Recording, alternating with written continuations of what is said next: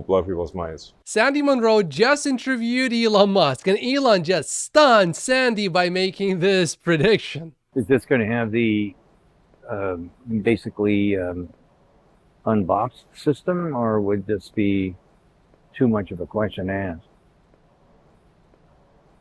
The thing that's most interesting about this is it's a production system.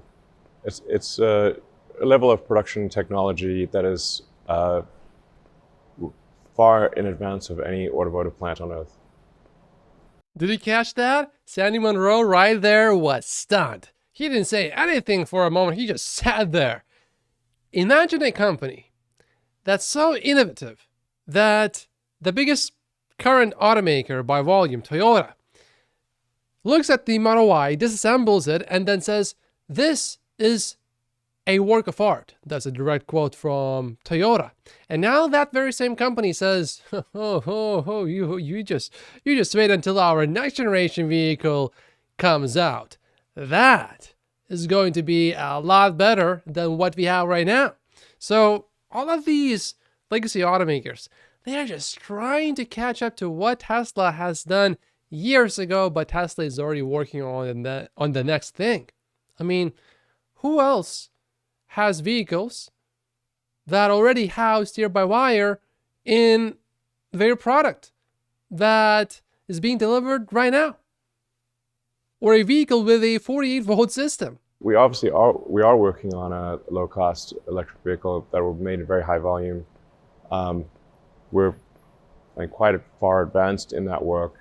I review the production line plans for that every week. Obviously, the rumors that Elon is not really focused on Tesla or Tesla's next generation vehicle, these rumors are completely false. The Cybertruck is somewhat important to Tesla, but the next generation vehicle is the vehicle that is really important to Tesla in the long term. The revolution in manufacturing that will be represented by that car will blow people's minds. It is not like any car production line that anyone's ever seen. Tesla just started delivering the Cybertruck, and now Elon is speaking about blowing people's minds again. I'm really looking forward to that next generation vehicle. The way Elon is speaking here is making me feel a little bit more bullish. The first production line will be here in the Gigafactory in Texas, in this facility. I thought it was going to be in Mexico or something. That'll be the second place. Wow, that's way cool. It would take too long to complete the factory in Mexico. Okay, so that's interesting. My previous understanding was that Elon decided to produce the next generation vehicle in Texas, and therefore that's why Giga Mexico got delayed. But now we are hearing from Elon that perhaps it's the opposite. Giga Mexico would not have been built soon enough, and therefore that's why the next generation vehicle initially will be built in Giga Texas. Now, the decision to build the first next generation vehicles in Texas possibly somewhat also delayed Giga Mexico, but that is not to say that because of this decision now, Tesla will not start producing the first next generation vehicles faster than Tesla would have previously produced if it only chose to build a factory in Giga Mexico, where it would produce next generation vehicles. And I think, overall, I like this move. I like this decision. I like having this new information here. So, yeah, I mean, I push things very hard on engineering front. We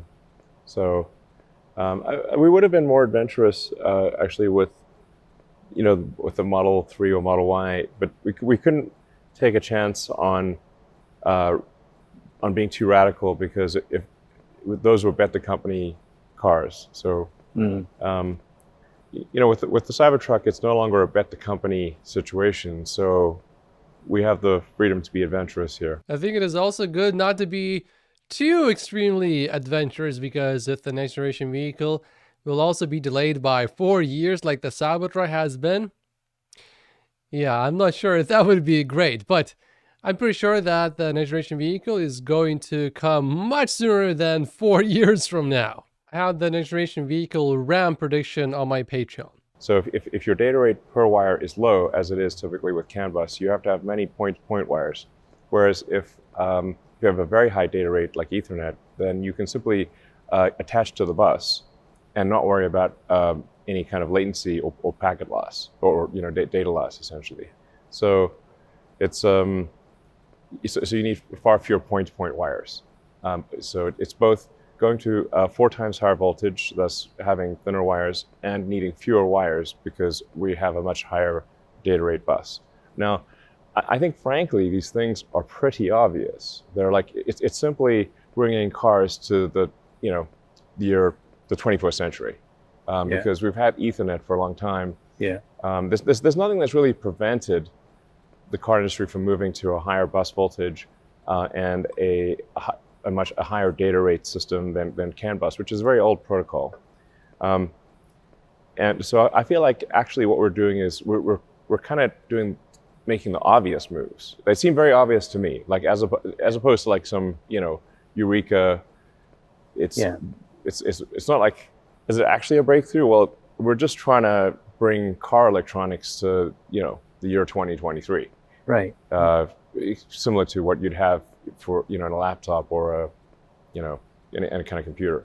It is so obvious that transitioning to 48 volts is the right choice. It is also painfully obvious at this point that transitioning to EVs is the right move for automakers in the long term. And yeah, GM just increased its buybacks and dividend payouts to its shareholders. That's just insane. At the same time, they're reducing EV investments.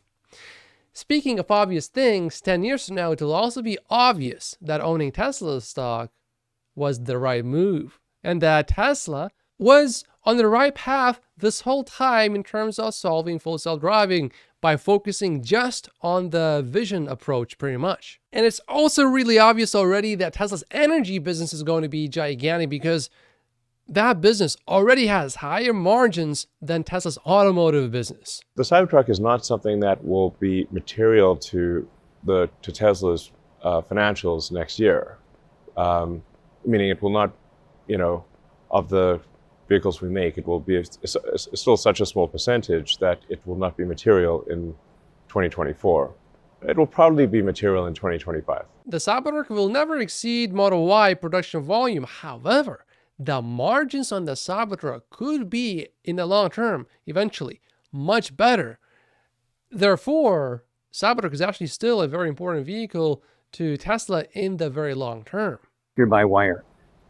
Steer-by-wire is awesome. Actually, I didn't really spend much time on it in the Cybertruck presentation because it was hard to explain why it's going to be great. But you have to, if you drive the car, it's Right. immediately obvious. Yes, exactly. So steer-by-wire means that the steering yoke is not mechanically connected to the wheels. Yes. So now this is the way that all modern jet airliners are made. It's It's the sort of the steering yoke or stick on a modern airliner is simply a command to the computer. So for the Cybertruck, the steering yoke is a command to the computer. So that means we can adjust the gain. If you're low speed driving, then a small movement of the steering yoke results in a big movement in the wheels, so that you can do a U-turn with minimal movement of the steering yoke. But then if you're on a highway and you're moving very fast, you want the wheels to only move a small amount when you move the yoke. So Right. it basically moves the wheels the right amount based on the speed that you're going and what your intentions are. One thing that actually worries me about Cybertruck steering is not steer-by-wire. I am sure I will love steer-by-wire, but it is the fact that the rear wheels turn too. So imagine my Cybertruck is parked here and there's another car parked right next to it and I'm trying to leave my parking space, but if I turn a bit too much, does that mean that my back is just going to start turning sort of like this, hitting this car that is parked there while I am trying to exit my parking space? I am a little bit worried about that. I'm sure Tesla has figured out how it all works to make sure that this problem does not happen.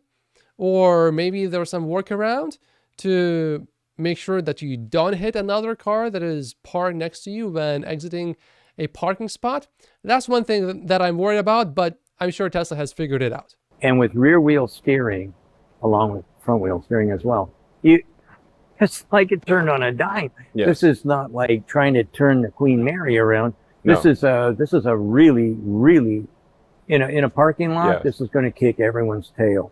Yes, I mean, it turns like a small car, even though it's Yeah. a big car. One reason why I do like driving a smaller car is because you can just navigate any situation with ease. But possibly the Cybertruck may not be too difficult. This is really, I'm really, really delighted with that. When I got in there, I brought it around, showed it to everybody. They absolutely loved that back seat. Yeah, So- it's very roomy inside. I mean, you can Yeah. 5 large adults can easily sit in the Yeah, car. easily. Yeah.